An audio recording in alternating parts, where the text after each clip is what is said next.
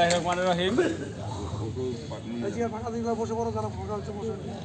আগামী 4 ফেব্রুয়ারি যুবদল, ছাত্রদল, স্বেচ্ছাসেবক দল সম্মিলিতভাবে যে মিছিলের আয়োজন করা হয়েছে, সে আয়োজনের আলোচনা সভার সম্মানিত সভাপতি উপস্থিত আছেন আবু হানিফ মুক্তা ভাই সহ জেলা যুবদল, পৌর যুবদল,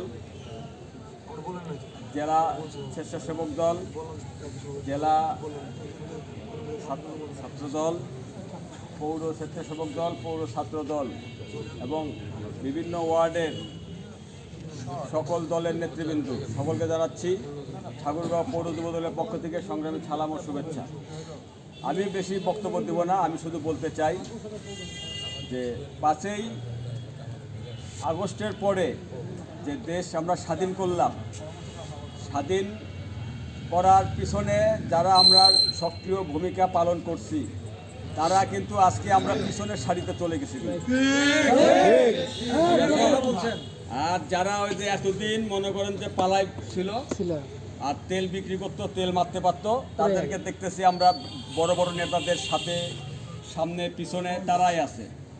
যাই হোক, আমাদের নেতারাও আমরা দেখতেছি যে আগে যাদের রক্ত ঝরছে তাদেরকে তারা এখন ভালো আমল চিনতে পারতেছে না, তারা এখন এসএসএফ নিয়ে ঘুরে, ঠিক আছে, বডিগার্ড এসএসএফ তাদের নিয়ে ঘুরে, কিন্তু তাদেরকে আমরা কিন্তু যাদেরকে আমরা দেখি তাদেরকে কিন্তু আমরা অত সক্রিয়ভাবে পাইনি।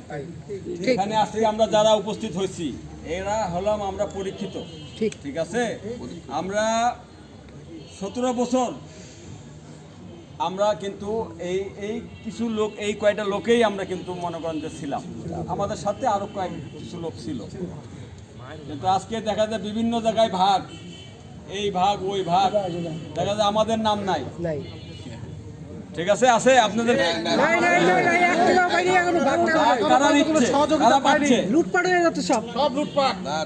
এগুলা অবশ্যই আমাদেরকে এই বিষয়গুলোকে আমাদেরকে দেখতে লাগবে, আমাদেরকে ঐক্যবদ্ধ থাকতে লাগবে। আমরা যদি এখানে আমরা যারা আছি আমরা যদি ঠিক থাকি আমাদের সামনে দাঁড়ানোর মতো কিন্তু কোনো শক্তি নাই, ঠিক আছে। আমরা অবশ্যই ঐক্যবদ্ধ হয়ে থাকবো। আগামীকাল যে আমাদের বিক্ষোভ মিছিলের ডাক দেওয়া হয়েছে, এই বিক্ষোভ মিছিলে আমরা প্রমাণ করে দিব আমাদের শক্তি কতখানি, ঠিক আছে। আমরা আমাদের শক্তি বেশি না ওই তেল মারা নেতাদের শক্তি বেশি, কালকে এটা আমাদেরকে প্রমাণ করে দিতে লাগবে। তাই আমি বক্তব্য আর বেশি দিতে চাই না। আমাদেরকে কালকে অবশ্যই কামু যেটা বলছে যে অনেকেই দেখবে আমাদের কালকের বিক্ষোভ মিছিলটা। আমরা যদি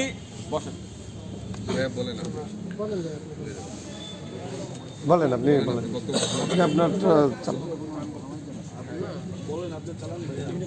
আমরা যদি কালকে 3 সংগঠন মিলে যে বিক্ষোভটা আমাদের আয়োজন করা হয়েছে, আমরা যদি অল্প কিছু লোক নিয়ে করি এতে কিন্তু আমাদের মানে সম্মান বাড়বে না, আমাদের বেজ্জতি হবে।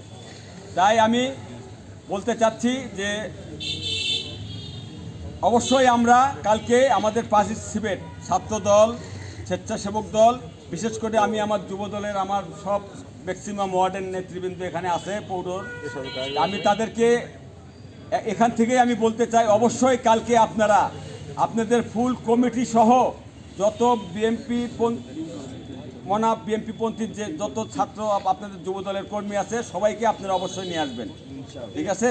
এই আশাবাদ ব্যক্ত রেখে আমি আমার বক্তব্য শেষ করতেছি।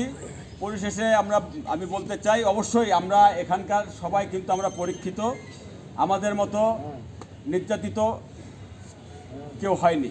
যারা এখন তেল মারার নেতারা যারা এখন মনে করেন যে মানে আমাদের বড় বড় নেতাদের পিছে পিছে ঘুরতেছে, তেল মারতেছে, তাদেরকে আমরা দেখাই দিতে চাই যে আমাদের শক্তিটা বেশি, ঠিক আছে।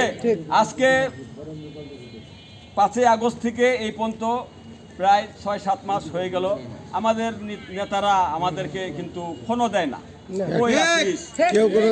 কই আছিস, কি করতেছিস, ভালো আছিস না কি আছিস, কি খোঁজ খবর কিন্তু নেয় না।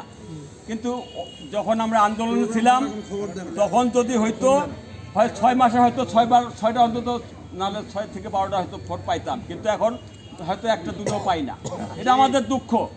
আমি একটা পৌর যুব দলের সাধারণ সম্পাদক হয়ে আমাদের এই কষ্টটা আমার খুব লাগে। আমাদের এখানে নেতারা আমাদেরকে ফোন দেয় ওয়ার্ড থেকে যে ভাই আপনারা পৌর সভাপতি সেক্রেটারি সবাই কম্বল পাচ্ছে, এই পাচ্ছে সেই পাচ্ছে, আমরা তো একটা সুতোও পাইলাম না। ঠিক আছে, আমরা যে আমাদেরকে যারা নেতা বানাইছে, নেতৃত্ব দেওয়ার মতো জায়গায় আমাদেরকে নিয়ে আসছে, আমরা কিভাবে নেতৃত্ব দিব? আমরা তো নেতৃত্ব দিতে পারতেছি না। সামনে তো আমাদের কর্মীরা আমাদেরকে মানবে না, কারণ তারা একটা কম্বল চায়, আমরা দিতে পারি না। একটা সাহায্য চায়, আমরা দিতে পারি না। অমুক জায়গায় একটা বিভিন্ন জায়গায় ভাগ হয়। আমার ওয়ার্ডের এক কোন নেতারা আছে, দেখি যে একটা 2-3টা পাড়ার ছেলেপেলেরাই সব খায়া চলে যাচ্ছে। এতদিন তারা কিন্তু আওয়ামী লীগের সাথে ঘুরে বেড়াইছে। আমি প্রমাণ করে